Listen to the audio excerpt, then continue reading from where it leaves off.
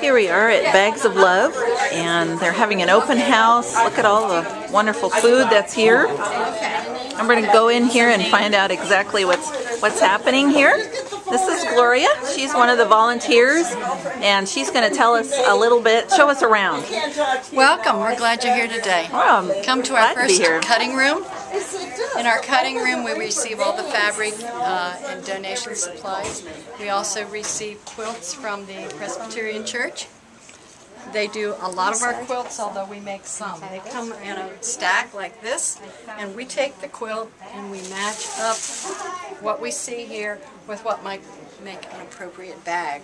On the table, you can see examples of the quilt bags that we're going to put together. This one on the wall was done for a teenage girl, and we actually cut all the fabric, we cut the pocket, we cut the flap, we choose the button and the cord that goes in the sack. We package it in a Ziploc bag and it goes next to the sewing room.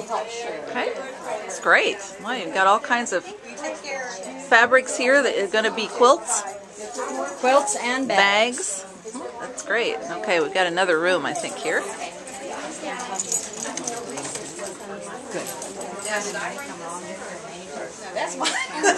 This is our sewing Everybody center. Wave. These are all volunteers.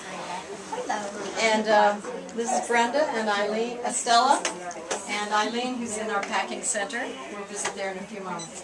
But the sewing center receives quilts and bag pouches.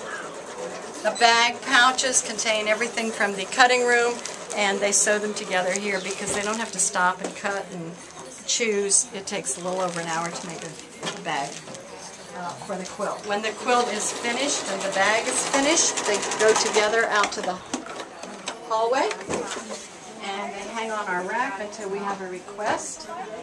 And when we have a request for an age-appropriate child, then Eileen fills it. And this is our packing area. In our packing area, we've got all kinds of goodies to eat out here.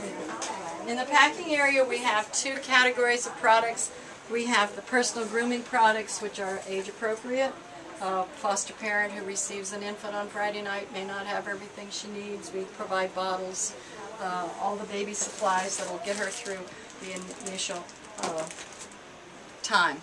On this side, it's the fun and games. Children need a lot of distractions, and it's a very hard time to be taken out of your home and relocated in some new spot. If they have a fuzzy, furry animal pet, or two or three, and some toys and maybe a new Barbie, it means a lot to them. What can you add to that, Eileen? That it's like being in Santa's workshop, and that you can't help but take it personally when you get a call for a little 3-year-old boy, and you just go, okay, this is what you're going to get, honey. And depending on the quilt can really inspire me. For example, that one with the little monkey and the lion and the giraffe. Well, we just so happen to have these cute little animals that go with the quilt. And we always fill in the basic needs, the personal hygiene, and the rest is just a lot of fun. You know, put it in chapter books for an 8 to 12-year-old girl, and or whatever, you know, whatever the gender or age is. We really try to fill it with a lot of great things, you know, activities, games, and all that good stuff. So, what a great ministry you guys have and that you're doing here. Thank you so much for doing this. Oh. Thanks, Gloria, for giving us a tour around. Sure thing. It's great. See you later. Alrighty.